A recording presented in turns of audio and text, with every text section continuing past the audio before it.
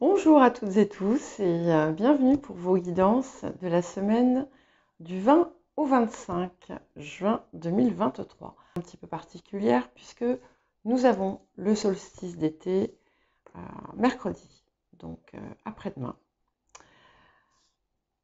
Je vous rappelle que les guidances sont générales, donc ne prenez que ce qui résonne avec votre situation, laissez ce qui ne vous parle pas. Et surtout, n'hésitez pas à consulter votre ascendant, votre signe lunaire, mais aussi le signe où se situe votre nœud lunaire nord. Donc, vous avez un poste sous l'onglet Communauté. Quand vous allez sur l'accueil de la chaîne, vous avez plusieurs onglets. Et c'est le tout premier poste. Donc, en fait, il faut défiler vers le bas. Il n'y en a pas beaucoup, hein, donc vous n'aurez pas à faire défiler une grande page. Et j'ai indiqué toutes les dates où se situaient les placements en signe. Donc évidemment, ça ne donne qu'une image partielle, hein, puisque le placement en maison va permettre d'apporter une coloration beaucoup plus importante. Mais vous pouvez quand même tirer un certain bénéfice à consulter la place de ce nœud nord. Et n'hésitez pas à mettre un j'aime, à vous abonner si vous ne l'êtes pas encore. Et je remercie encore toutes les personnes qui contribuent à la chaîne, qui mettent des j'aime, qui font des dons, etc. Et je vous retrouve tout de suite pour votre guidance par signe. Bonjour les béliers. Alors, aujourd'hui, donc, je vous fais ce qu'on appelle une roue de médecine, hein. Et nous allons regarder 4 axes. L'axe, la partie sud, qui représente la blessure que vous devez laisser derrière vous. La partie ouest, qui représente la part de vous qui doit mourir. Quelque chose qui peut-être vous empêchait d'avancer jusqu'à présent. Le nord, qui représente la sagesse à acquérir. Et l'Est qui va représenter le destin, la marche vers la destinée.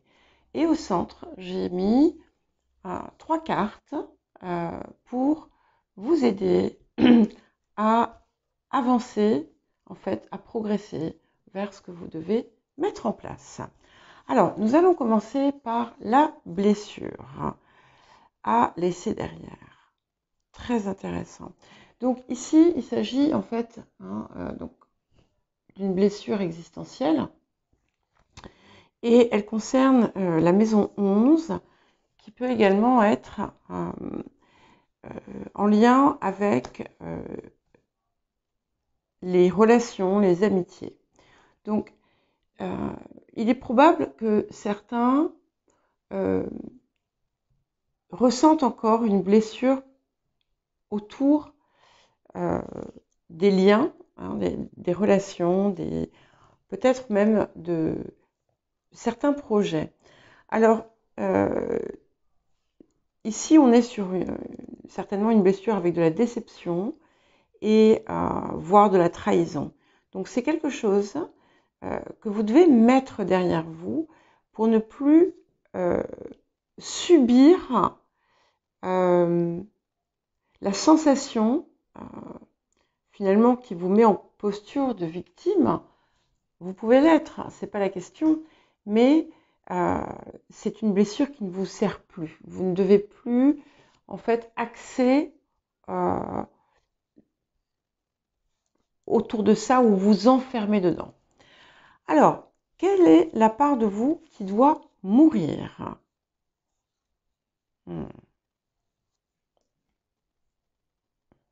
Ok. Alors, c'est intéressant parce que ici, j'ai le soleil et j'ai l'animal totem. Donc évidemment, c'est pas, voilà, n'oubliez pas, hein, on n'est pas dans une lecture de cartes. Et ici, ce que je perçois, c'est qu'en fait, vous devez amorcer certains changements et laisser derrière vous les parts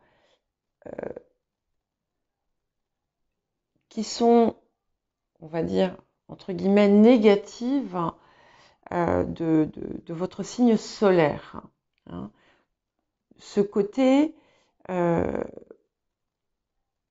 qui peut parfois faire ressortir trop d'ego et qui, du coup, peut vous avoir empêché d'avancer. Si vous êtes nœud bélier, ça va vous inviter à laisser de côté, finalement, ce qui caractérise peut-être votre signe solaire dans les aspects négatifs. Hein. Une identification, en fait, il faut laisser de côté, en quelque sorte, l'identification complète à votre signe, hein, à l'animal, entre guillemets, ici. Ça va être principalement pour les natifs du bélier ou les ascendants béliers. Et adoucir peut-être certains aspects qui pourraient être vindicatifs ou rentre dedans ou autres. Et voilà, relâcher la pression de l'ego. La sagesse à acquérir.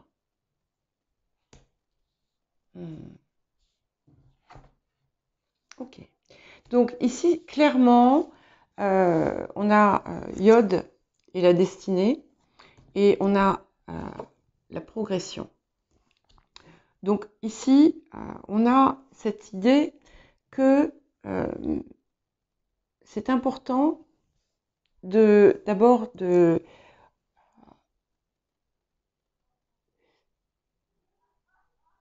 clairement établir l'avancée que vous désirez avoir à partir de maintenant. Il faut que ce soit clair dans votre esprit. Il faut, on vous demande en fait de persévérer, quels que soient les obstacles, parce que vous pouvez en rencontrer, et d'acquérir en quelque sorte une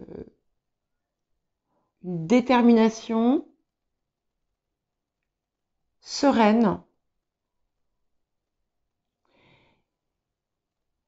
et de vous poser, mais surtout d'éclaircir, de mettre de la clarté sur ce que vous désirez et de creuser en fait. Hein. Il faut vraiment creuser pour réellement voir où vous voulez aller à partir de maintenant. Alors, ok. Et vous voyez ici, donc, la marche vers la destinée, c'est à la fois on a la carte du poisson et le je crois, j'ai foi, et le maïs qui représente l'abondance. Et donc, on vous invite à réellement vous ancrer, vous positionner dans une posture, en quelque sorte, où vous savez que ce que vous faites va vous apporter les fruits que vous désirez. Et c'est important de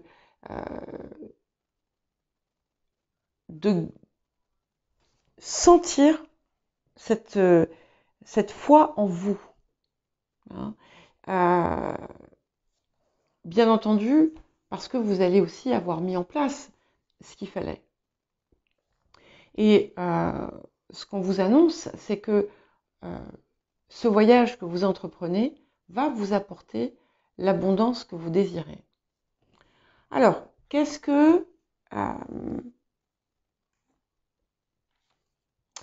vous propose comme axe pour avancer vers ça? Qu'est-ce que c'est qui va peut-être aussi pouvoir vous aider à travers ce parcours?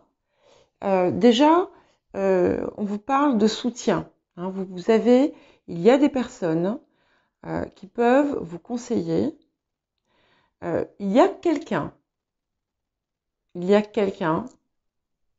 homme ou femme, qui vous a déjà peut-être suggéré quelque chose ou qui vous a apporté un conseil important qui mérite finalement d'être écouté, d'être suivi, évidemment en l'adaptant à votre situation si vous le désirez. Et on vous parle aussi d'adoucir quelque chose en vous.